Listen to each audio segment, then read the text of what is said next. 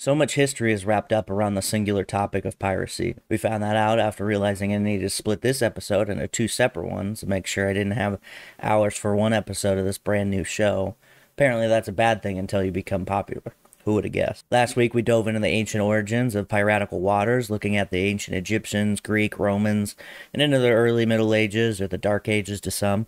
Had some run-ins with some men from the north. We'll get ready for more tales from the high seas, the East Asian piracy, global exploration, and the so-called golden age of piracy. The real meat and potatoes, if you will. All that and more on another episode of The Remedial Scholar. We left off at a very interesting place last week, and if you're listening to this one before you listen to that, I recommend you go back and listen strictly based off of chronological order. Before we go bow first into another massive sea of stories about pirates, some nautical humor for you, some quick requests and thanks. Thank you for everyone who continues to review us on Apple Podcasts, Spotify, and Podchaser. If you don't know how to go to Podchaser, it's on our website link in the link tree. It's the first big link. Click that, and then at the top it says review on Podchaser. You click that and that'll take you there.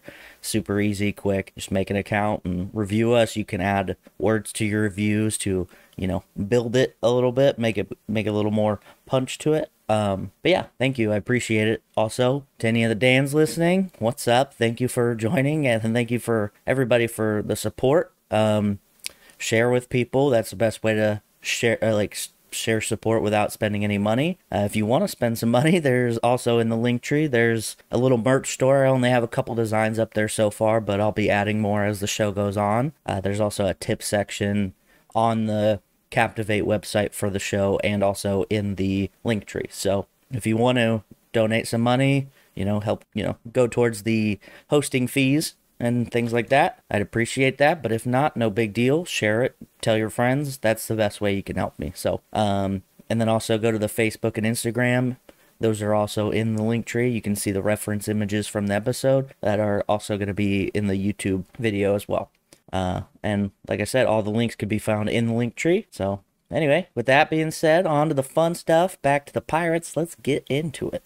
And we left off in the Middle Ages around the 13th century in Europe. Vikings were beginning to settle down. No more raiding, really, for them, as they were living in the lands that they once raided. Piracy was not really over, but it looked a lot less like Vikings from the north and more just like typical 12th century vessels stealing from one another. What was once a section off bits of continent due to the Crusades, the Western European nations began to trade and mingle with those in the Mideast, albeit a little violently. They spent more trading across the sea, as it was still the fastest way to cut across a map. Boats went from being single-masted and small to being more rotund and having two masts while still having rowing capacity. The battle versions often had little stands on the front and back that looked like castle walls at the top with the little grooves cut out, called the forecastle and aft castle. Which makes sense. Fore being front, aft being back. This is actually a term that's still used in different ways. When I was in the Navy, they obviously use language that predates them, the modern ships, but there's a section of the ship called the forecastle, which is an abbreviated version of forecastle. And I was on an aircraft carrier, and this section's a big room where there's sections of the chain for the anchor that weaves through it, and we would have like meetings and stuff in there, and it's not really used how it used to be. How it used to be used was a covered section for people to sleep basically on the ship, and it evolved as ships evolved, and was no, like, the castle jets, like those things wouldn't be part of its design for a super long time, but that's just how it started. None of that's super important, but I want to describe the types of ships that, as we kind of move forward, as the size of the crews will begin to change pretty drastically in the next couple hundred years. Now, as much history is involved in the European front of piracy, areas in the China Sea experienced a lot of piracy, dating back just as far as the European counterparts. Should be no surprise, since I stated last week that the history of stealing people's things with a boat is not a new concept, and many of the Asian communities sit very tightly on the water and have a rich history of balance with ocean, fishing, that sort of thing. According to the Chinese sources on history, piracy can be traced as far back as the 5th century BCE. Even the Romans had learned about pirate-infested waters of the Indian Ocean, which is not, the super East Asia, but in the Asian continent. A document known as the Tabula Puentigariana. Oh, man. Latin. Or the Pointinger map is a copy of a map thought to be made from the 5th century CE, and it describes dangers off the coast of India, which is fun to think about these areas as you don't typically think about them intermingling in that sort of way. Of course, like the proud naval traditions of the Scandinavians, or the Rhodes or Athenian people of eastern edges of Asia became quite adept with traveling and trading along the water. Fishing is a major source of food to this day in these communities, and something that comes to mind almost instantly when thinking of Eastern Asian nations, in my opinion. Around the 11th century, ships called junks began being used by the Chinese. And the name's a little bit of a misnomer. They weren't junk. They were unassuming by having low decks that were long and thin, but prowess of the rigging of the sails was far more superior to the Western versions around the same time period. The hulls were excellent for shallow waters, a theme I think fits with the fishing history of the region. Ship even had a frame of sorts. Instead of having walls make up the rigidity of the ship, junks featured these walls on the inside of the hull that would make up compartments along the length of the ship, used for storage and different things like that. Imagine like a 70s style standing shelf with all these like different shaped rectangular compartments laid down and made watertight with a whole wall around it and then underneath. And that kind of gives you an idea of what this might have looked like.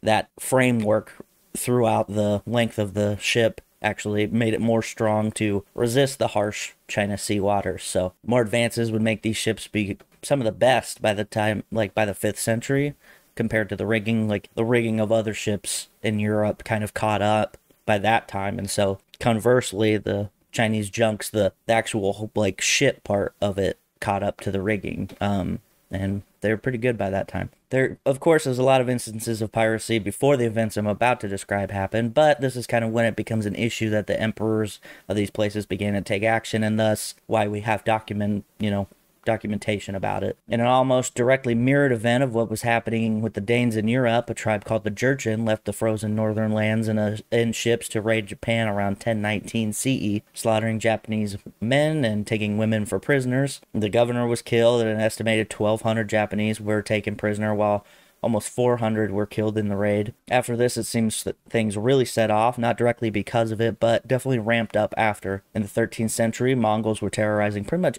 anyone and everything, Korea included. With their need to defend the inland from the ravenous Mongol hordes, this left their coastlines with less than optimum defenses, and we all know what that means. With hungry neighbors who knew these places would be open, that left the Korean peninsula open for raiding. In 1226, governing bodies of Korea at the time sent letters to the Japanese asking why people from their island of Tsushima were cluttering their bays and causing mischief. The response of the Japanese was to execute 90 individuals to essentially create the fear for others and repair diplomatic relations as well. Through this interaction, the term of the pirates was created, Weiku in Korean, or Wako in Japanese. This is how pirates of any descent in these waters would be known until about the 17th century. Famine and war in the surrounding areas were forcing people into piracy. This accelerated in 1275 when the Mongols had finally taken Korea as a vassal state. With the bolstered presence of Mongol warriors in the coastal waters, Japanese pirates pretty much dared not to raid this area, which really speaks to the presence of the Mongols. The Mongols even won ships from places they conquered, but were composed mostly of pirates because they were not familiar with ships at all. Mercenary vessels now sailed against Chinese coast, and it was the mercenary vessels now sailed against the Japanese coast, and it was Japanese pirates who were skilled enough to defend their country. So in a weird turn of events, pirates fought against one another. After several failed attempts, the Mongols gave up on the attack on Japan, partially due to the fact that their ships were being wiped out in what the Japanese would call divine winds, the typhoon that legend says destroyed the Mongol fleet. These divine winds, also known as kamikaze, and that's kind of where that term comes from, and they appeared twice and twice defeated Mongol ships. So either the gods were watching over the island of Japan, or the Mongols sucked ass at trip planning. These defeats came at a cost to the Mongols and led to more defeats. They're even beaten back by the Chinese by the mid-14th century. Japan would be having its own government trouble, and piracy was once again rampant. The Ming Dynasty was beginning in China, and the last thing Emperor Hongwu wanted to deal with was pirates from their island neighbors. Another letter was sent out. I love how many letters were exchanged between these kingdoms, because not only just in general, but it also gives a lot of context to what's happening. But I just love that that's how we used to keep, anybody could write that, but you gotta trust this one. I don't know. In the letter, a threat was made basically saying, you're gonna fix this problem or I will. But as Hongwu had a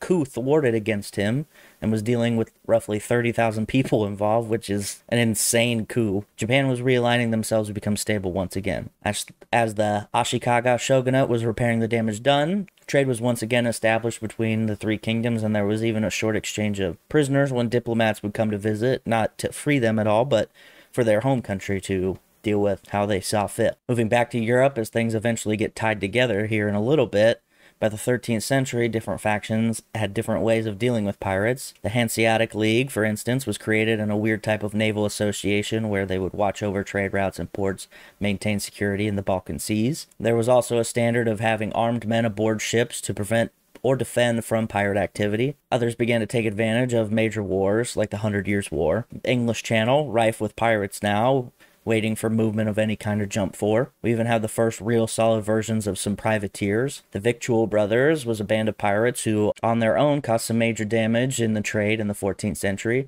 Fighting between Mecklenburg and Denmark had led to the hiring of the Victual Brothers by way of Duke of Mecklenburg and his lack of a proper navy, wishing to wage what is called a Kapperkrieg, or privateers' war, against Queen Margaret of Denmark, offering a letter of marque, which we'll learn about a little more later.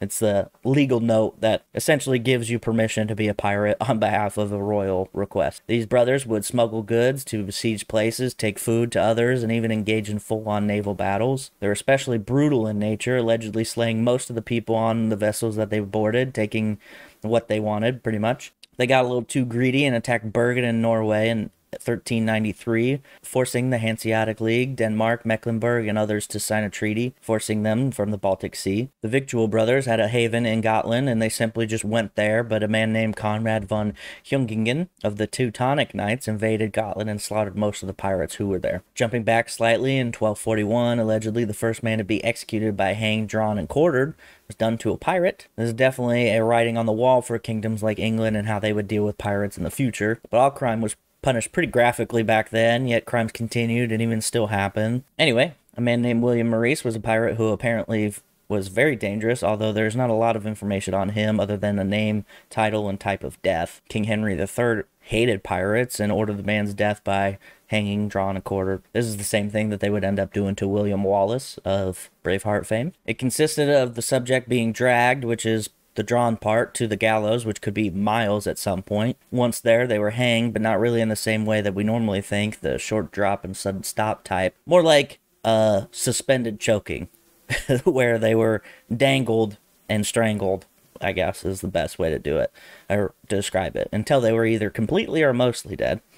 After that, they were either their head was either chopped off, and then they cut the body, or they cut off some genitals, disemboweled the individual, and burnt them while they hanged. Then they would cut the body into quarters, which is where the quarter come from. And sounds like some good, wholesome family entertainment. And people did all join up and watch this thing happen back in the day. People say that we're violent as a society now, but holy cow. Can you imagine? Let's get the kids. Wife, honey, let's go watch this guy get cut up in pieces. All right, where's my popcorn? Some of the other things besides insane punishment to deter pirates were innovations on ships. A ship that dates back to the 9th century called the cog would evolve from different techniques that would make it more resistant to pirate attack. While the walls of the ships were pretty standard for boats at that time, they featured high sides that would make it harder to board in sea fights, especially if the pirates had shorter vessels. The extra height on the walls making it, more difficult. They could be up to 82 feet long and up to 26 feet wide and had a crew size of 50. Further ocean travel would lead to a need for bigger ships that could handle strong waters of the ocean. Portuguese developed a ship called the Caravel in around the 13th century, featuring multi-mast sails. The name potentially stemming from the Caravel method of building, as opposed to the clinker-built style, where the planks on the hull lap over one another, similarly to how Viking longboats have. If you look at pictures of the sides of them, you can see the lap. The Caravel is a smooth way of the hull to be built. The Nina and the Pinta were caravels, and they sailed across the ocean with Columbus, of course, in 1492. The other ship was a little more modern, built in the 15th century. Santa Maria was a Carrack-style model, also Portuguese design. These dudes love ships. a lot. Anyway, as they began to cruise around the coasts of Africa, they needed bigger ships, so the carrack was their idea. Length of 150 feet, which is double that of the average caravel, displacing 1,000 tons, which is 10 times as much as the caravel. Displacement is used to define ships and weight of the water displaced by the vessel at sea. Think of, when you sink some large toy in the bathtub, when you're little. Anyway, and the water goes up, that's the displacement. Physics, you know what I mean? Science. The carrack also had a large round hull that curved upward to combat the high seas. Now, these things are really funny looking, and honestly, I thought they were fake when I was looking at pictures. I was like, there's no way that's what the ships look like. And then you see authentic recreations, and you're like, I guess that is what it looked like. In my brain, it's just all mid 18th century ships. That's all the sailing ships. That's what they looked like. So anyway, the carrack would hold up to 200 sailors, which is massive compared to the 30 of the caravel. All of these ships featured masts and were not rowed. The carrack featured 3 and sometimes 4 masts to hold many different variations of sails and riggings to pull them along the water. Thing that always made me curious about how ships' sails operated, because, the wind's not always at your back, right? Well, I saw a video explaining how it worked, and I think I can explain it through that. So they explained that the sails could push the ship forward as long as the wind wasn't at a certain degree. I can't remember the exact specific degrees, but it's directly in front of you and then plus or minus, I don't know. I want to say 40 on either side, but that could be wrong. That might be a lot. I don't know. Maybe 20, so 40 total. Anyway, so the really only thing you could do was a method called tacking, where you would basically, instead of going straight ahead, because that's where your destination was, you would go off to either direction and let the wind kind of work around the sail in a weird way, similar to how an airplane wing would work, and you would use the rudder of the ship to counteract that movement, and then that would kind of propel you forward. It's very confusing, but it is what it is. Now, the advances of the ship were not just in how they were pushed forward, but also, the gunpowder on them. Arrows were starting to lose their thrill with advents of gunpowder leading to cannons. Originating in the 9th century in China, gunpowder led to cannons, and cannons in the field led to cannons on the ships. This makes ship battles more exciting, but also more dangerous. Large blast in the wooden hull, spelling certain doom for those on board. This meant that the powder in the shot had to be perfect, and the distance perfect, and the tactics and maneuvers also perfect, or death. Also, if you took a shot to where your powder storage is, you got a real bad day going, because that's a Michael Bay explosion if I've ever seen one. Anyway, this is just the life of the people on the water, and something to consider as we enter the next phase of our story. Although at first combat was simple, it would take a while to change very drastically. So in the crux of the 15th and 16th centuries, things began to take shape in terms of how we view the world. The Byzantine Empire was mentioned in the last episode, began to be crushed from civil wars and outside attacks after the 12th century. The former Eastern Roman Empire collapsed after the fall of Constantinople in 1453 to the Muslim Ottoman Empire.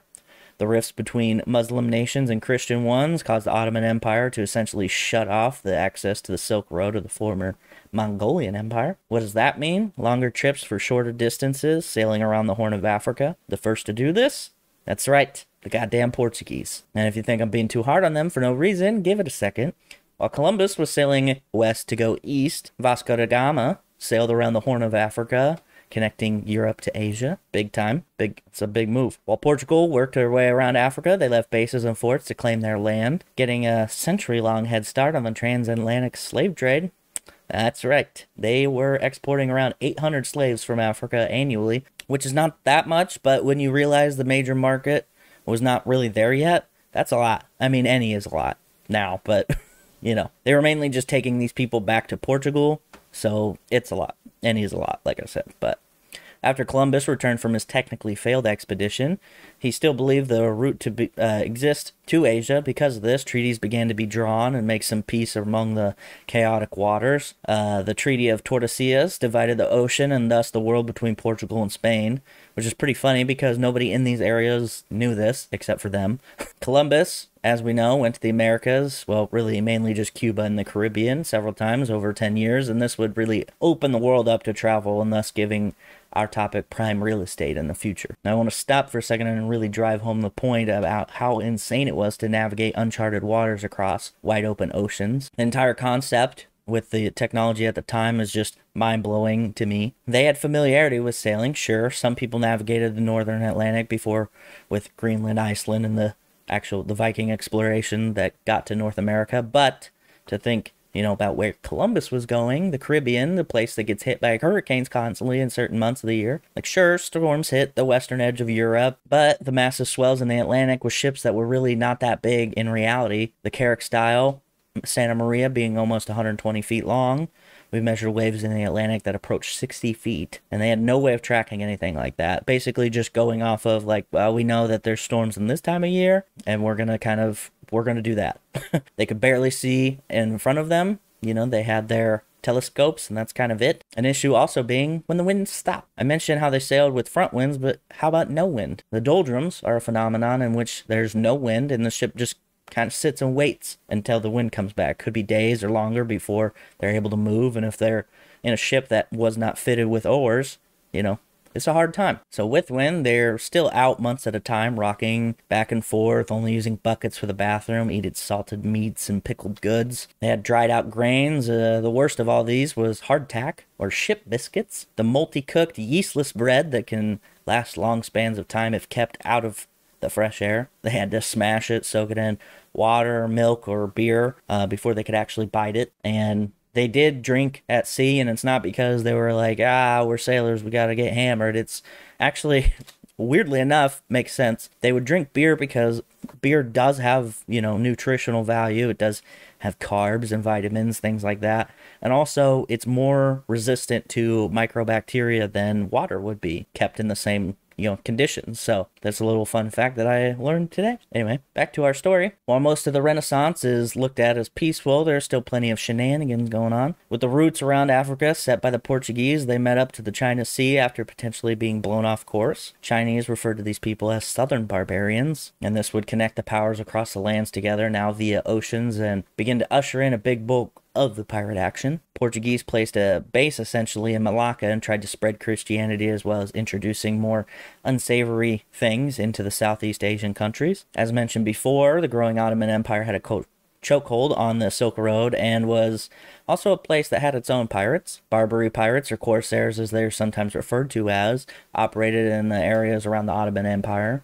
Lands that were considered part of the Ottoman Empire, but also ones that were republics on their own and chose their own rulers, were massive in attacking the Portuguese and the Spanish. The northern coastline of Africa is where these pirates would hail, places like Algiers, Tunis, and Tripoli. The pirates seeking slaves to add to the rich Barbary slave trade, which I guess I had forgotten about or never learned about. Either way, this was far less organized than the slave trades later on, but estimates are around 1 to 1.25 million from the 16th and 18th century. They were pretty indiscriminate in their choosings, unlike the people who took slaves around the same time and later. Equal opportunity slavers, if you will. They would seize merchant ships as well as attack towns along the coast, even going as far north as into the Netherlands. These actions actually go back a few hundred years, but the real rampant nature of them caused people to look at them a little more closely. Some European men even left or were shunned and decided to join up with these Barbary pirates and put their skills to use. I mentioned Algiers, and they even had a pair of pirate rulers in the name of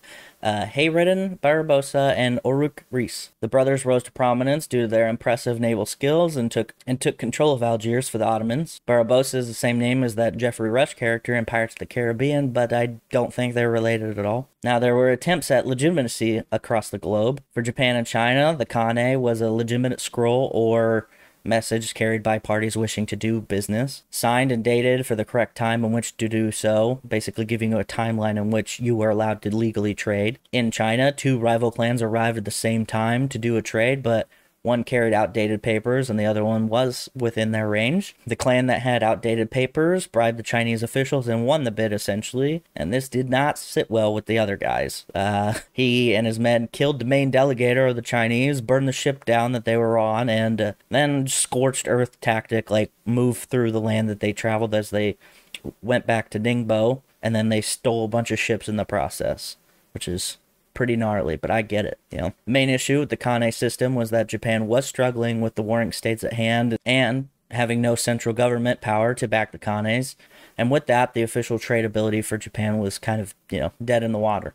The people had a need for goods, and luckily for them, pirates were happy to oblige, many of which held refuge in fortifications along the coast, bands of different ethnic groups kind of banding together. Portuguese pirates even joined them, because there's nothing the Portuguese love more than cruelty on the water. No, I don't think so, but it's fun to, speculate. By the middle of the 15th century, Magellan's mission to circumnavigate the globe was accomplished, not by him, because he died after some indigenous people of the Philippines showed him what for. His successor became the actual first one to do so, Juan Sebastian Elcano. This was the first circumnavigation of the globe, a feat not many have claimed. I mean, I have, but I am no ordinary man. Just kidding. But I did do it. I got myself a fancy little certificate and everything. Anyway, if you don't know the story, it's pretty gnarly. Magellan had 5 ships and was off to course a route around the globe because they all knew it was round and could end up on the other side. There's just no proof that it wasn't dangerous to do so. They thought crossing the Atlantic was dangerous, not because there was a cliff on the other side, but because there was it was not known to be done. It was so hard to do, especially with the ships that they had back then. What they now knew was that there was land in the way of a straight shot, which is fine, just go around, right? Well, they also did not know how far down this land stretched or up or whatever, and therefore massively underprepared. Remember when I said it was a little crazy to do something so wild with a little idea of what awaited? This is why. They had 5 ships, 270 men, give or take. They left in September of 1519 and returned in September 1522, which is not good. They also only returned with 1 ship, the Victoria, which was a carrack style, similar to the Santa Maria, and they had 18 men with them, and it took them 3 years. So, granted, not all of them died. 12 got captured by the damn Portuguese, and 1 returned a year into the voyage. Upwards of 60 were slaughtered in the Philippines with Magellan when he tried to spread the word of Jesus over there. Although it wasn't a complete loss, Magellan and the Armada tried to find the ship that ended up turning back after a year, and in that search, noticed how calm the Pacific Ocean was and named it such, Mar Pacifico. And so that's where that came from. Neat. After that, he was like, "Hey guys, we rounded through this super cool Strait of Magellan, named after a really cool guy, I guess. Should only be 3 to 4 days to the East Indies." And then it took 4 months for them to reach the Philippines, and he died, like I mentioned before. Basically, all that to really drive home the point of how treacherous and insane the journey was. There's no wonder why piracy was able to thrive in this time period. He was not the only person around this time to do so. A pirate, a real major one, also decided to take on this task. Sir Francis Drake. Francis Drake, he was raised by the seas. He's a real sailor boy, and he sailed with a man named John Hawkins when in his youth, who had a similar kind of persona. The pair had their roots in the slave trade, which is always a great way to start your career. They're both some of the more notable privateers of the years leading up to the golden age of piracy. But before turning our attention to Drake, I want to explain privateers a little more. I have mentioned them both in last week's episode and a little bit earlier on in this one, but I haven't really given like a full explanation. Privateers are commissioned sailors who perform actions of war on behalf of whoever is paying them against another nation. The only thing that made a privateer and not a pirate was these commissions. Similar to how legal trade was only allowed with kanes in Japan, as I mentioned before. Many of the most famous pirates often started out as sailors or captains on privateer contracts or letters of marque. These letters essentially put the king or queen's signature on whatever nation that commissioned you on the actions that you carried out. The argument can and has been made that to the nations being attacked, there's really no difference between a privateer or a pirate. The gains of the loot taken was also divided differently, with more wealth spread to the sponsors and also the issuer of the letter of marque, then the captains and, whoever may own the ship, and then lastly, the crew. Because of this, especially during the Golden Age, many would rather take the risk and sail on a pirate vessel than for some privateer that splits, as the splits were a little more favorable. This is also similar how many would choose privateer over being just a typical merchant sailor due to better pay. So if you're looking at it as a scale,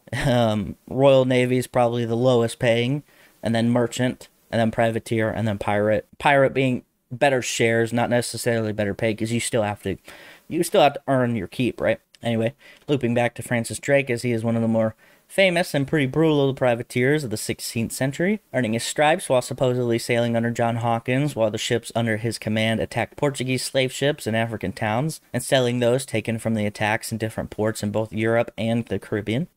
The more success they had, the more that Hawkins gained favor of the Queen Elizabeth I. Naturally, the Portuguese were angry, not just because their vessels were being attacked, but also due to the fact that they were now competing and the human selling business. And unfortunately for the people being sold, this just kind of meant a lot more of that happening. Competition. Not good. Anyway, by 1567, though, Hawkins had some failures and lost public support of the Queen as she wanted to keep wars from erupting against both Spain and Portugal. Drake joined him in 1566 on an expedition that resulted in the release of all 90 slaves without any money gained, which I think is okay, and I think the slaves probably think it's okay too. This led Hawkins to pursue more wins, and that was really mixed for the next few years. He ended up joining forces with some local kings in the Sierra Leone and received a portion of the captives from their victory, but the thought is that he was not given, the lion's share since he really needed their help, as they didn't really need his help, So they could have overpowered him. They're like, you're just gonna get what we give you, pretty much. This led directly to Hawkins and his armada eventually being hit up with storms, split up. Eventually, Hawkins and Drake being among those remaining captains who were forced to port in San Juan de Ulua. I don't know. While here, there's a massive battle between the Spanish and the privateers with English papers. There's a truce between the two while the English worked on their ships, repairing them from the damage from storms. But obviously, things did not hold. Following some hostage exchanges, the Spanish began to arrange people on the shore, as did the English. But the Spanish force was secretly there to prevent any English trade in the New World. And the English did not know this, which makes sense. Thus, secretly. The Spanish had hidden troops on the shore and then also on a transport vessel that they wedged between the two forces. Suspicion arose while the English had seen forces moving around carrying weapons and such before the Spanish signaled for the attack. Spanish attackers quickly overwhelmed the English on the shore before taking over the cannons that they had. Spanish ship boarded an English one, and the cannons on the shore began firing at the English ships. The once 6-ship band of English ships was quickly turned to 2, and the 13-ship armada only lost 1 ship, and the 2 English ships became overcrowded with fleeing Englishmen, Drake captaining one and Hawkins leading the other. Drake fled slightly before Hawkins, which, he was kind of like, hey man, what? You abandoned me. And when they both returned to England, Hawkins was not super pumped, which makes sense. Things did not improve between the Spanish and the English really did not have their own navy in terms of how we typically think of. They relied heavily on privateers like Drake to hit the Spanish and Portuguese. What is interesting is you can kind of look at the lists of famous privateers and the time frame between the 16th and mid-17th century, and there's only one Spanish privateer, and he was mainly enlisted to fight against the Turks. There's probably some others, but, on the whole, it's mostly just English, and there's like a few Dutch ones. But like I said, mostly English. This kind of harkens back to the fact that England did not have a major navy until, the 17th and 18th centuries. Not to say that there are not any from other countries, but there's strong correlation between the lack of other countries represented and their naval presence, like Spain and Portugal. Other famous ones from England are Sir Walter Raleigh and Captain Charles Newport, both of which who have places in American colonies named after them, like Raleigh, North Carolina, and Newport News, Virginia, respectively. It's actually disputed that Newport News is named after him, but there's a university there called Charles Newport University in Newport News, so kind of feel like it's probably named after him. Like, I'm just going to go ahead and make that guess. While the English were attacking the Spanish and Portuguese, Spain had conquistadors in the Americas, but also in the East. It's often typical to think about the conquistadors in the Americas ruining Aztec and Incan empires, but they also tore up the Philippines. In the late 16th century, Japanese silver was all the rage, and there was especially great fortune in the Philippine Islands, and there was also a place where some Japanese pirates loved to hide from the greater Chinese navy. These pirates ended up taking over a province that was rich with silver called Cugaya, or the Cagayan province, and the Spanish, who had made a governor in the Philippines already, had enough. He commissioned a naval captain named Juan Pablo de Carrion to take care of these pirates. A Waco ship was destroyed by Carrion, and there's more on the way. Carrion had a handful of ships and less men, but they had cannons, guns, and better training with the two, which led them to becoming victorious against the pirates. But the pirates of the China Sea would not make it an easy life for the Western visitors. It should also be noted that the details of this event come directly from the Spanish as they attempted to secure more reinforcements and ships. And they say that they were outnumbered, yet won, but needed reinforcements. So I don't know. It sounds like they made it sound like they just slaughtered these people super easy. So they either were outnumbered and won, or they barely won. And to me, it sounds like the ragtag pirates gave the pristine Spanish conquistadors a pretty good run for their money, and they had to write some nonsense to cover their butts. Japan began to get their things sorted out by 1591, and a reunification had taken place. With this, the governing powers decided that they should use the pirate-infested waters to their advantage, and they began to pay the former pirates for their goods instead of leaning away of it. Yes, there was piracy in the waters, but now, instead of paying money to fix it, they would let the pirates, whose income might be tarnished by the actions of others, deal with these issues as they came up. Some self-governing, which is kind of interesting.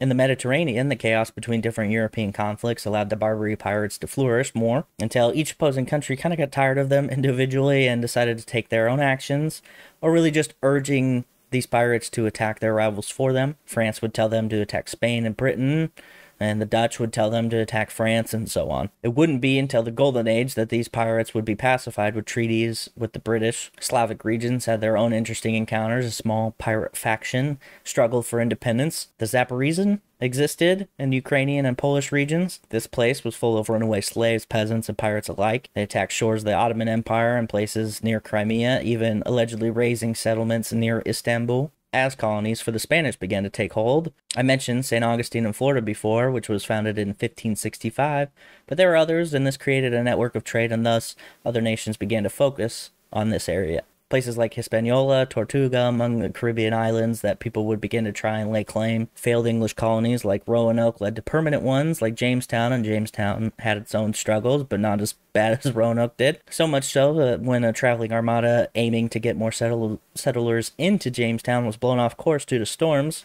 ended up in Bermuda, the Triangle. People elected just to stay there instead of dealing with the issues that Jamestown was experiencing.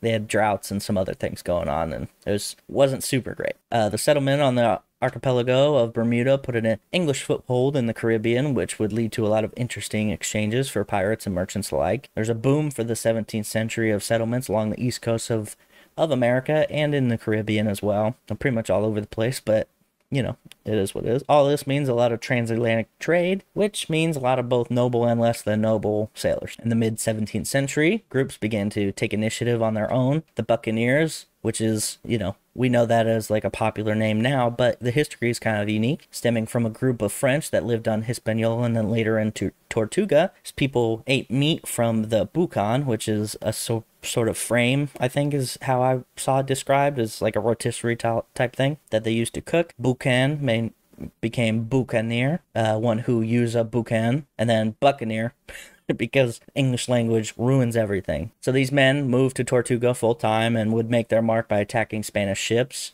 returning to Spain with whatever their reward might be. This is really one of the first instances of lawless attack, meaning no crown enforcer directed instance within the Caribbean. The Bahamas become a home base of sorts for the Buccaneers, allowing them to resupply and attack a little more rapidly than others would be able to. The English crown began to sanction these Buccaneers and to go after Spain exclusively, as the crown often did. England even sent special naval officers to lead these Buccaneers to make sure things worked smoothly. One notable example of these was a Welsh captain by the name of Henry Morgan. If that name sounds familiar to you, then you have a drinking problem. No, just kidding. But that is the believed namesake of the beloved rum, Captain Morgan. Anyway, Henry Morgan was a privateer who made his name in the Caribbean. In fact, we really don't know a lot of his life before his joining in the Caribbean, but we do know he arrived and was part of some small raiding parties in the 1660s. After being in the Caribbean for a while, he became friends with the local governor, getting letters of marque and attacking different Spanish ships around Cuba and Panama. By 1668, he raided towns all the way down in Venezuela, even destroying a Spanish squadron of ships in the process. Pretty impressive. He attacked Panama directly and did quite well. The Spanish allegedly lost 500 men to the 15 privateers killed in the action. English wanted to make sure the Spanish weren't mad about what Captain Morgan was doing, which makes sense, so he was arrested and sent back to England. The current English law on piracy was hefty, but only the captain could be charged, and also required him to be tried in England, which is important to note in the future. When he arrived in England, he was praised by everyone, even the king, and 2 years later he was even knighted and given his professional title back in Jamaica, and in a weird turn of events appointed to get rid of piracy in the ports, which is kind of funny. He wasn't so quick to do so, as many of the men that he was friendly with would have been charged, some of his old buddies, and he, you know, started taking bribes to look the other way from the pirate activities, which is, that's a real one. He's a good friend. He also took to the slave trade, not a good friend, and plantation life, owning 3 plantations by the time he died in 1688. Story really sets up the fact that the long arm of the European rule was not quite long enough to control the Caribbean and the colonies that it would have liked, and that led to plenty of lawlessness in the area and even the east coast of the colonies as time moved forward. Buccaneers continued to play a part in the piratical events until 1690s, until when the friction between them and the English, Spanish, and now the French made things increasingly more risky. This drove them to be either regular legal maritime workers or just straight up piracy. They're tired of riding the line, I guess. This also marks a point where privateers begin to slip into piracy. Granted, it wouldn't be until after Queen Anne's War that the big hitters would come, but this is, crack in the proverbial armor of privateering. There's a lot of risk, whether it be from opposing countries or just in general of seafaring and warfare on the high seas. Yet in that fighting itself is treacherous, and the pay to be a sailor on a naval warship was low. Privateering only paid slightly more, that the, true piracy really flourished. The bridge years of the late 1690s before Queen Anne's War saw Henry Avery go from Royal Navy sailor to slave trader to pirate. He became one of the biggest pirates after gaining the command of a ship following the mutiny aboard in 1694. A quick rename of the ship from Charles II to Fancy, and they were off. Avery told his men of the riches to be had in the Indian Ocean, and major scores happening there, and the crew was ready for a new captain to lead them to glory. His methods of persuasion and enslavement amassed his crew, and soon they made modifications to the ship in form of raising some unnecessary portions of the ship to make it lighter and faster. They captured different vessels in the Atlantic and even some privateer vessels. They rounded the Horn of Africa, made their way into the Indian Ocean and other areas, and gained the attention of the East India Company. In 1695, a coalition of 5 other pirates joined Avery to attack the Grand Mughal fleet, and that's Mughal, M-U-G-H-A-L, not M-U-G-G-L-E, Harry Potter people. That fleet included the Fateh Muhammad, an 800-man, 94-cannon massive ship. This compared to the 46-gun frigate, the Fancy. A few of the ships joining Avery proved not to be fast enough for the chase. The Fateh Muhammad actually did not fight much when they arrived, potentially due to a battle prior, but the treasure was captured from it, ranged upwards of 60,000 pounds on the high end. Another ship was in sights, and Avery might have got lucky when that ship backfired aboard. The cannon must have exploded and blew up some of the powder charges and things, and the crew was shook. The Indian crew aboard, not ready, and that gave time for another pirate vessel to join up, and they all climbed aboard in some hand-to-hand combat, which allegedly took 3 hours. There's some accounts of which alleged the Indian captain running below and then arming slave women that he had aboard before sending them up to fight the pirates, which is wild. Others say that there's no reason why Captain Ibrahim was not victorious against them, while the massive ship had blades, muskets ready all over the place, and more people. Despite this, the ship eventually surrendered, and another report says that the pirates subjected the survivors to some horrific actions, assault and death all around. The romanticism of pirates has led to some of these accounts being written off, but there are confessions of the captured men from Avery's crew that say it to be true. Estimated 90 to 130,000 in today's British pound was said to be split among the crew, but the East India Company was on their tail.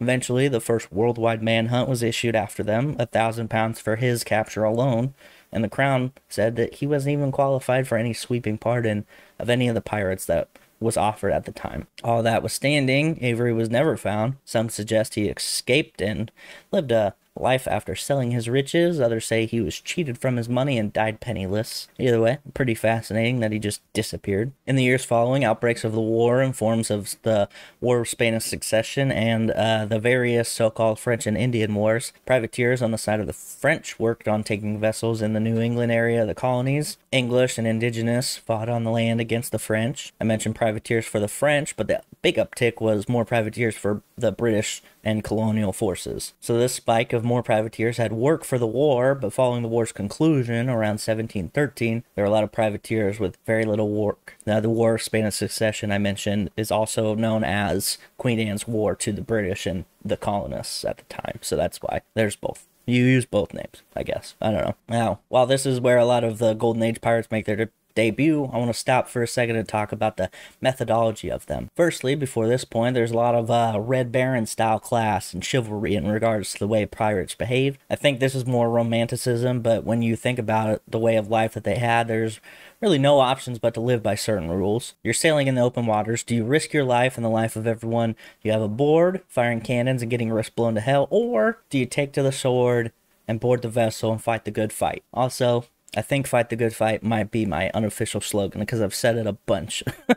Anyway, not only that, but most of the time, the pirates were too smart to go against any fully armed ships, typically aiming at the lesser armed or unarmed merchant vessels. Also, the pirate code that is referred to so often in things of fiction like Pirates of the Caribbean was an actual thing. Fun to know. Covered different things like how the crew should keep their weapons, which is, good, in good condition. Watch and work shifts, shipboard laws, desertion, fighting, splitting earnings, such things like that. One of the things that people think about, some of these ships they list as 300 people.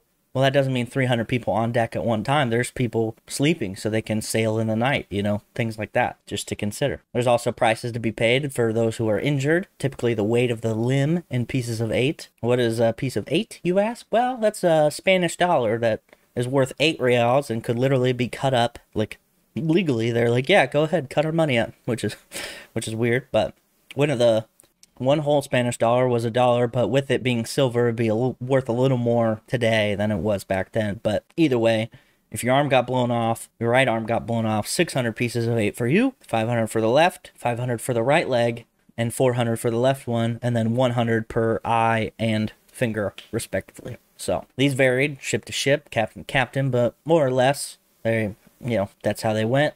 Things had to be a little organized. They almost always had sailing backgrounds, the sailors. The ones who did not were most likely pressed into service, but that's a pretty small fraction, and they learned quickly. They got used to the lifestyle. And not every crew member was just a sword-swinging warrior. Every man had specific trades, typically. You had to have carpenters to repair the ship, bookkeepers to track the money coming in and out, tailors for repairing sails or, outfitting the crew, all these things to keep the ship running smoothly. This meant that the crew was typically used to, these kinds of rules, despite having the ravaging, ruthless reputations that they like people put on them. And then their Union Jacks and country flags swapped out for Jolly Rogers, which are, the skull and crossbones, a black flag with a skull and crossbones, although each pirate kind of had different versions of it, and they customized it to show their unique vision. A lot of this seems very familiar to me, having been in the Navy. There's a lot of rules for everything, even like the little things, not to mention with sailors being super superstitious, or just regularly superstitious, so every little thing would be followed pretty well, because, if you don't, something bad could happen. I found a good quote that also speaks to the attitude of the pirates who would soon rage on the seas. The quote goes, "There's nothing so desperately monotonous as the sea, and I no longer wonder at the cruelty of pirates." And that by author and poet James Russell Lowell. And I think, having seen the very thing that Lowell mentions, this could be very true, but also, the hostility definitely stemmed from a combination of resistance as well as tactics and scorn from their former lives, as well as just how things were back then. But especially, in the golden age, these pirates were pretty brutal.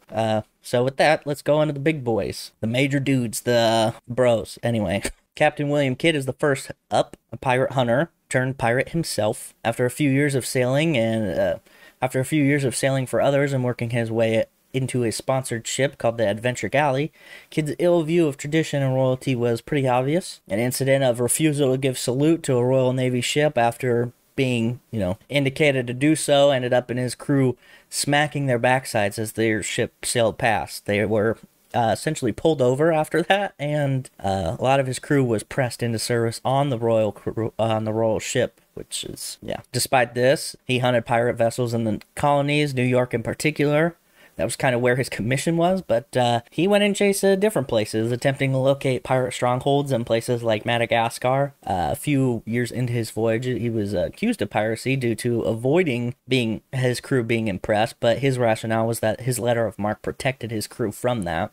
Shortly after that, he took the Q-Dog Merchant, a medium-sized ship hired by Armenians, which had quite the bounty. He did so with the French flag raised, the Q-Dog having French papers, and thus probably were less suspicious of French colors at the time. He lost some men after encountering another pirate, Robert Culliford, not through battle, but just some kind of just left and joined up with Culliford because I guess he sold him on it. I don't know. He abandoned the adventure galley as it was rotten at this point and returned to the Caribbean with his adventure prize. That's the Coup-Dog merchant that he renamed. He knew that he was in the crosshairs of the crown and thus ditched the ship in the Caribbean and then sailed to New York in a different way. The governor of New York at the time was an investor of kids, and thus, with that, he wanted to have kids sent to England as the laws were beginning to change in the colonies to combat piracy, and were no longer worried about only the captain, but any conspirators as well. So this guy's kind of covering his own butt at this time, and charged him and wanted to charge Kid and have him sent on his own. Like, hey, I caught him, so don't get me. He used a false pardon for Kid, tricked him to getting into Boston, where he was arrested. He was found guilty of murder and 5 counts of piracy. He was hanged and displayed for others to see, for pirates to be warned, essentially. And he left behind a treasure that many have tried to find, even the weirdos in the Oak Island. Like, if you've ever seen that show on the History Channel, they haven't found it. Anyway, spoiler alert.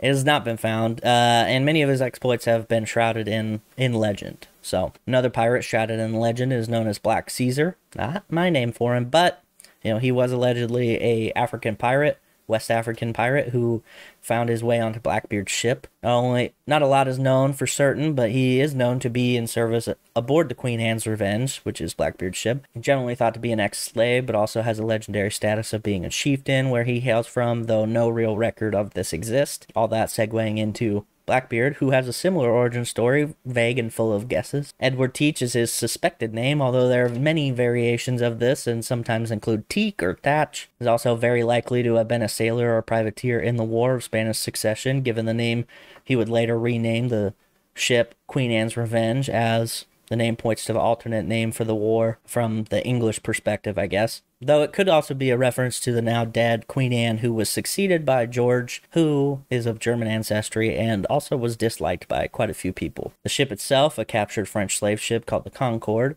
a frigate, which was a more modern interpretation of the Carracks I'd mentioned before. Teach had upgraded the ship with more guns after taking it over and added black flags to it. Often Blackbeard's Jolly Roger is depicted as a horn skeleton, implicating a devil or death, holding an hourglass in one hand and a spear in the other while stabbing a heart, showing that time is almost out and death comes for you.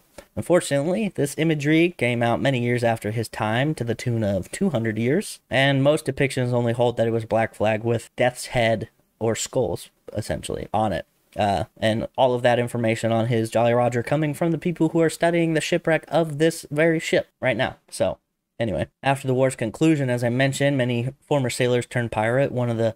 After the war's conclusion, as I mentioned, many former sailors turned pirate. And him being one of these legendary sailors, a lot of his exploits make it sound like he reigned for like 30 years in the Caribbean, but in reality, his brutality was only a few years long.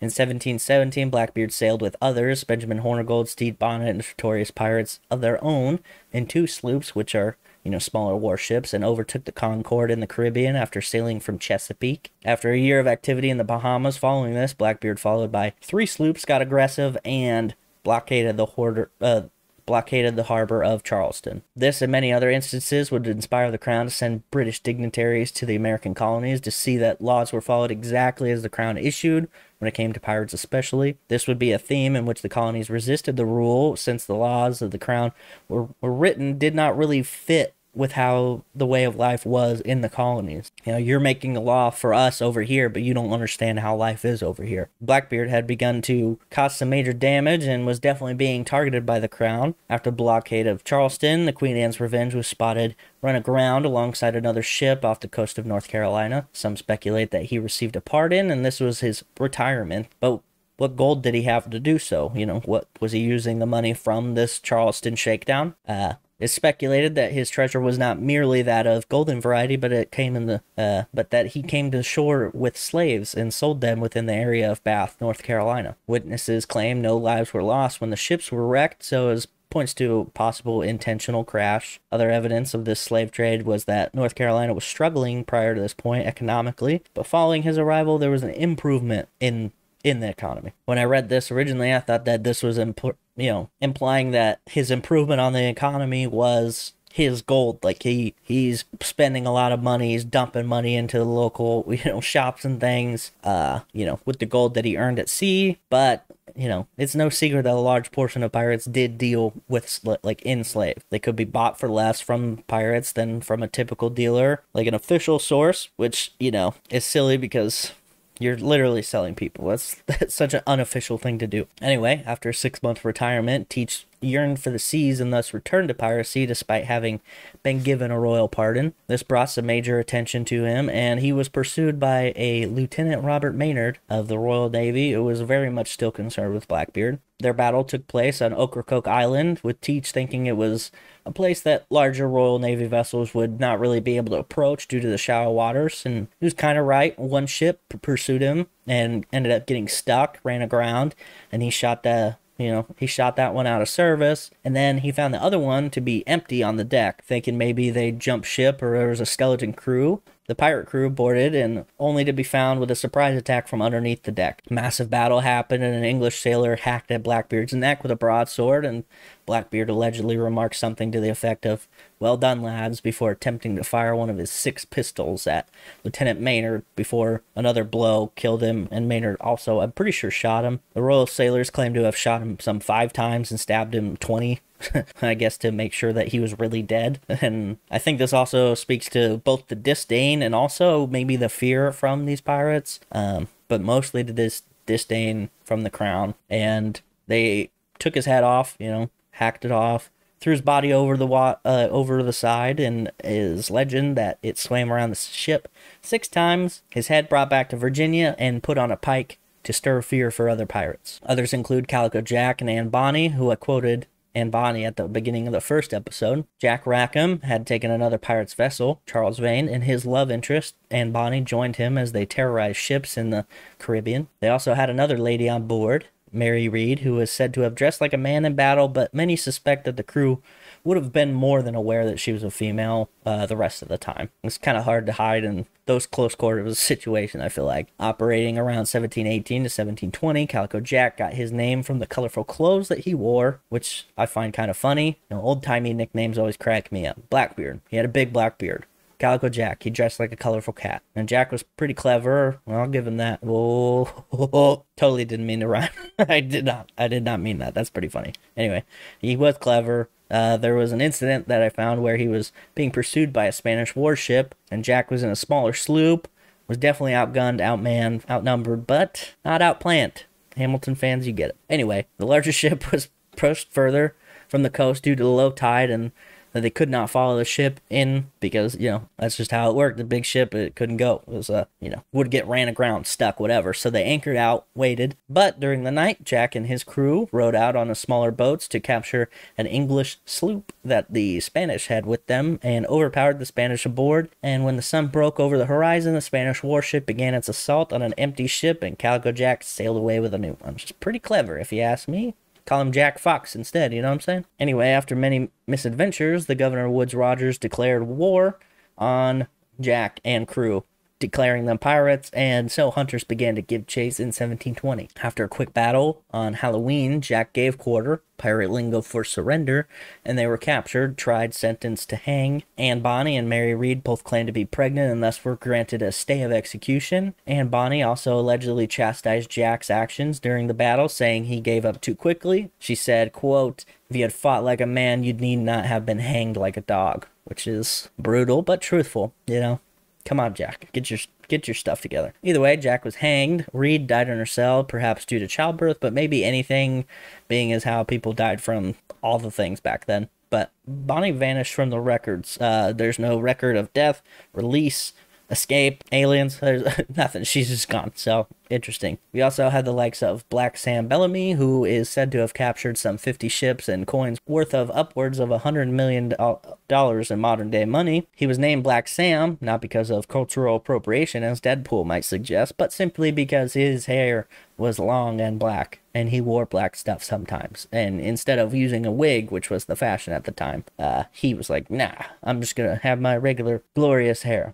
Anyway, another nickname because of hair, which is, hilarious. Sam actually became very popular due to his more gentle approach of pirating, often not using violence if not necessary, and also very generous. Another nickname given was Prince of Pirates, as well as the Robin Hood of the Sea. First major score came in the taking of a slaving ship that had just completed its sail, full of new cargo from said sail. The captain surrendered fairly quickly, and Jack took his new ship for his own, adding guns from his old ship, as well as removing the captain's quarters, probably to decrease the weight and increase speed. As a young pirate, only 28 at the time, his career was cut short by a storm after a few more ships that he had taken. The storm occurred in April of 1717, and he was never found, but the remnants of his ship were in 1982. I don't think he was... even if they would have found him, I don't think he would have been alive. I don't know. I mentioned him, but the last major Golden Age pirate I wanted to talk about was Charles Vane.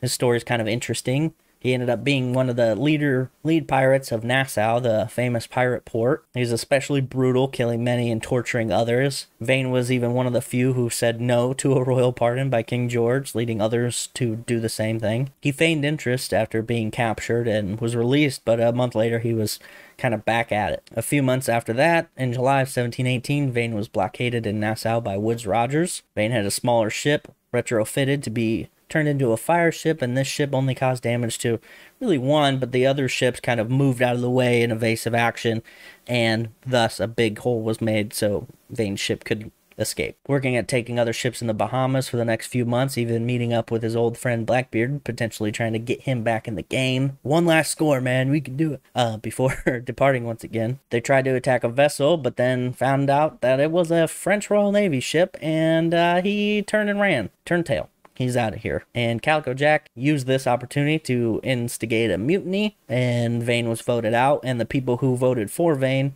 and Vane were given a different ship, which I guess is probably the nicest way that could have gone, but I find it pretty ironic that Calico Jack instigated a mutiny over cowardice, given how his end came, but, just a little silly.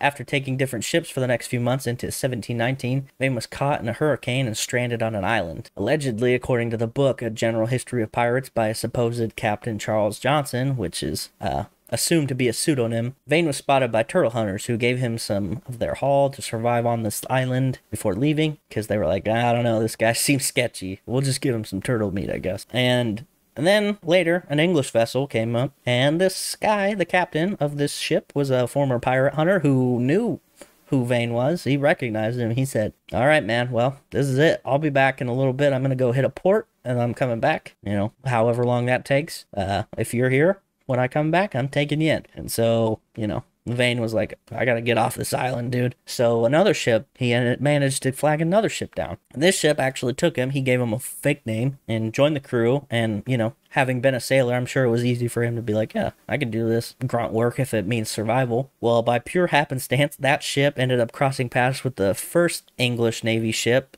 or the English ship with the pirate hunter on. And those two captains were friends. And so they pulled alongside each other, and the crews kind of hung out. And the captain's like, hey, come over to my ship. And the pirate hunter said, all right, cool. Yeah, I'll come over for dinner. And so they had dinner.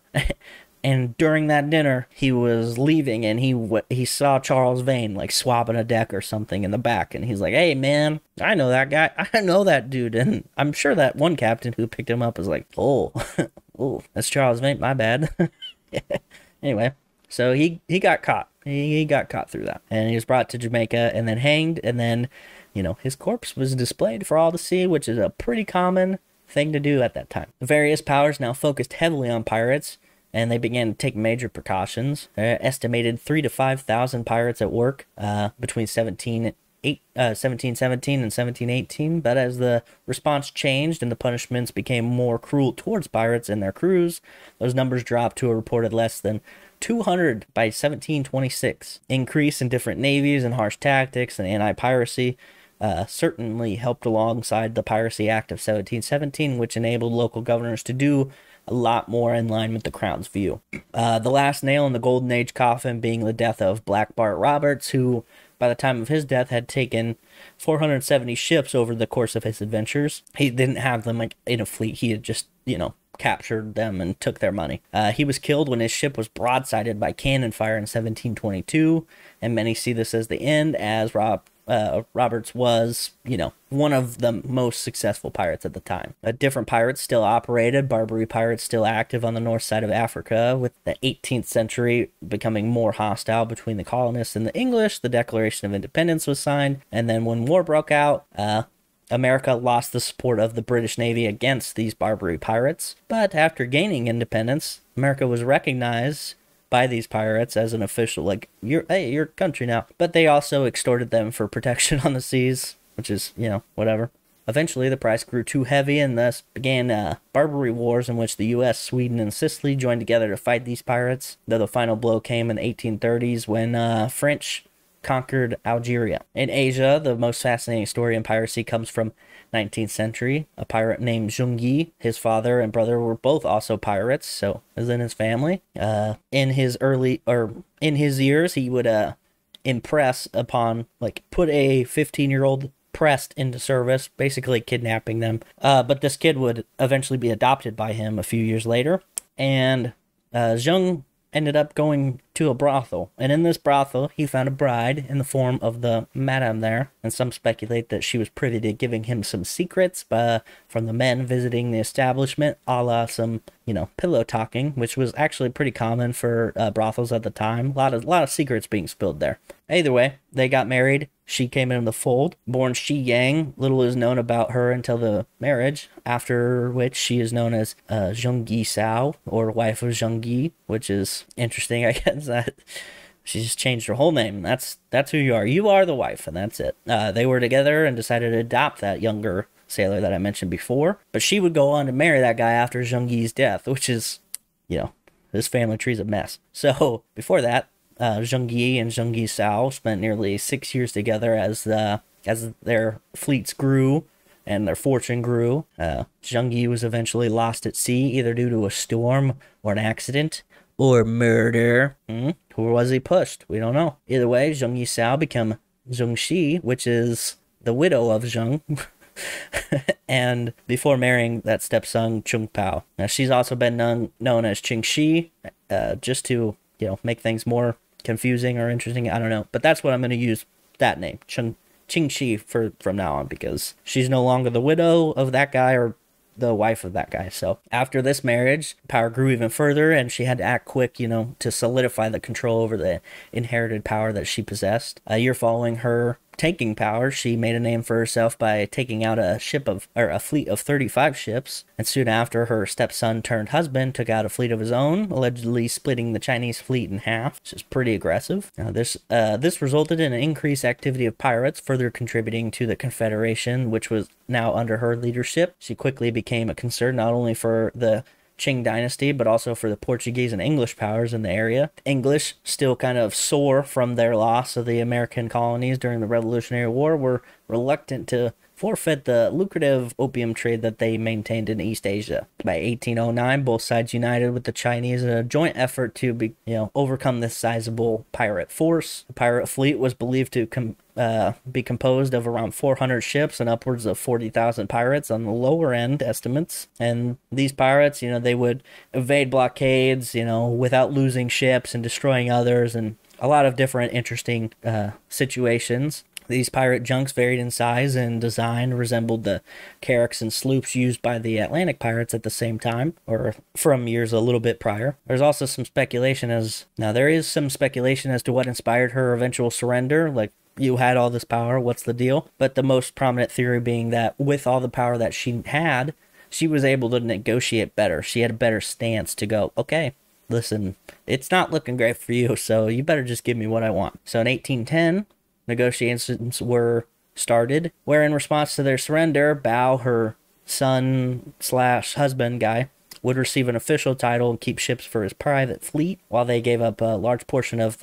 their bulk fleet, almost 20,000 men who would essentially be commissioned into service along with the 200-some ships that they surrendered. She was able to retire peacefully, and Bao combated against some of the former coalition, in which defeated them and continued to improve his standing with the government. He died in 1822 in battle, and Qing Shi passed away in 1844 at the age of 68.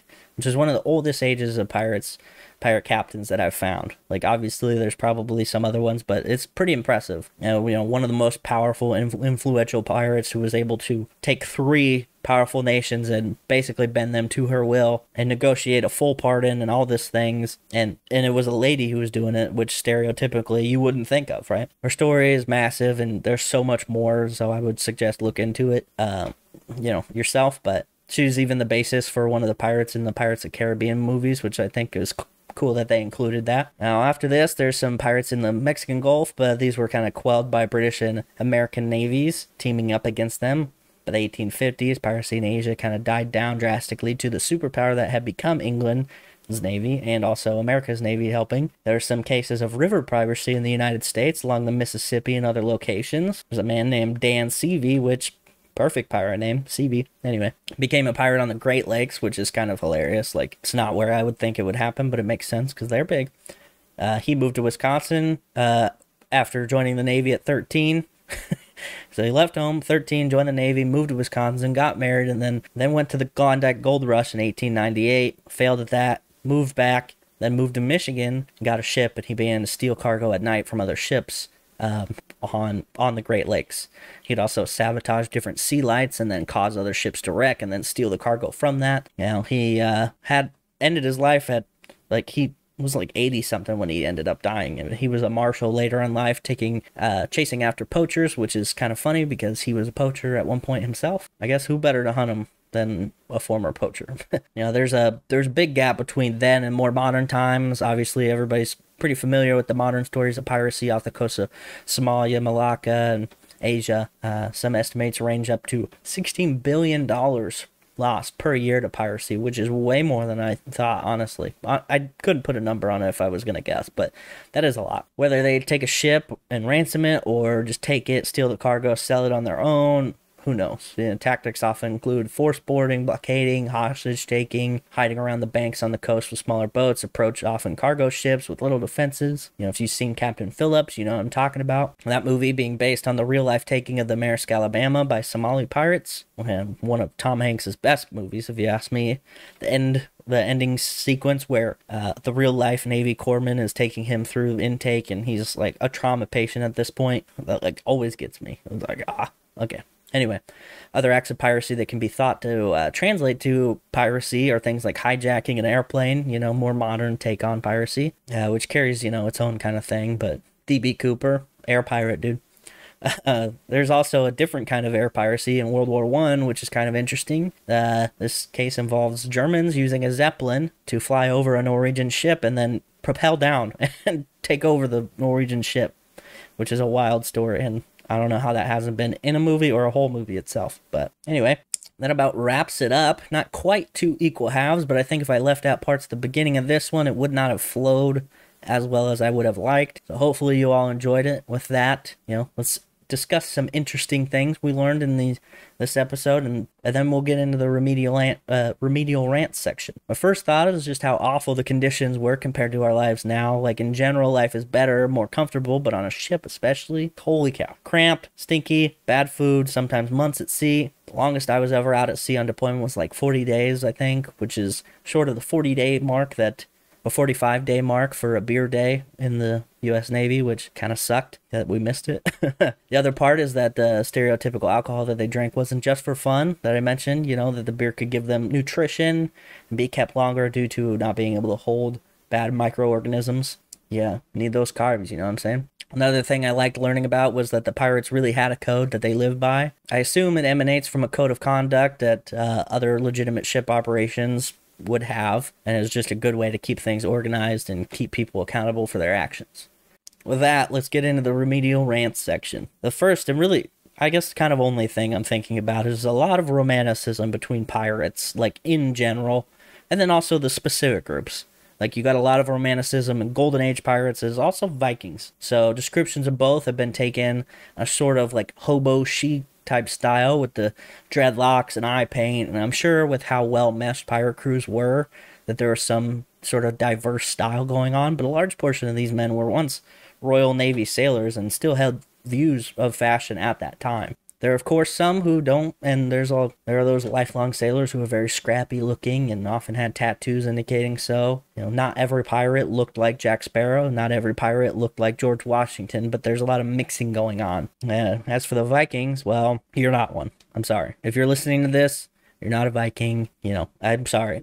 They weren't really even, like, if you think about it. They were just normal dudes for the time. They were raiding to gain money and sometimes land, and not every person of Norwegian heritage is destined to rock that weird mohawk undercut dreadlock thing, mainly because it's not real. The face paint is also in dispute. Hell, the shield wall might not even be used by them at all. Like the Spartan fascination before, the Viking one leaves very little to true fact, and it's kind of frustrating as a fan of history to see people involved in diluted or fake versions of it, and acting as if believing in that or like copying that style makes them somehow better than others. I see people with like the full Viking symbol, like head tattoo, like they put whole tattoos on their heads, and they're like, this is it, I'm that guy. And like, you're not. They didn't, like, they might have had tattoos, they might have done stuff like that, but on the whole, they were just another, medieval society. They had full suits of armor that chainmail and shit. Like they didn't go into battle without helmets, no matter how pretty their hair might have been. They didn't drink from skulls. They wore full suits of armor in battle. And Viking funerals were not always buried at sea. They didn't have these pyre, shoot an arrow at the ship kind of thing. Most of them were buried in the ground. Why? How do we know? Well, we found a lot of them. Like, granted, the really, really rich guys are like, yeah, I think I'm going to do that. But on the whole, most of them buried in the ground. Sorry about it. I don't know what to tell you. It's not an ethnicity. It's a job description, and they only did that part-time. People belonging to these regions did discover the New World before Columbus, so I guess, we can give credit to them for that, but I don't know. Like, I appreciate them, and, as somebody who loves history, I do admire, like, what they were able to do, like, how captivating their stories are, but that it's not what Hollywood wants you to believe it is. And I see a lot of people copying the Hollywood version of it, with the mohawk hair thing that I've seen a lot, and that's not, there's no basis in reality for that. So anyway, that's it for this week's Remedial Rants. And that's it for this week's episode as well. A lot of stuff going on. Like I said, it 100% could be its own podcast, like just pirates alone, and it probably is. I hope you all enjoyed this episode. Next week's going to be fun too. Back to Asia for some look at the samurai. The Asian version of noble knights came to prominence in the Middle Ages. Their skills were unmatched, and their honor code is something that is synonymous with their name. But were they any different than the feudal lords who held supremacy over the common folk in Europe at the time? We explore Japan next week further, and we dive in and learn about the fearsome warriors that are the samurai. Can't wait to get that one to you guys. Thank you for listening. Thank you for the reviews and sharing with your friends. Like I said, if you want to support the show more, go to the link tree in the description. Check out the merch, leave tips. Also, if you have any suggestions for topics, email me at remedialscholar@gmail.com, and join the Facebook page, which is in the link tree as well. And with that, thank you. Have a great week.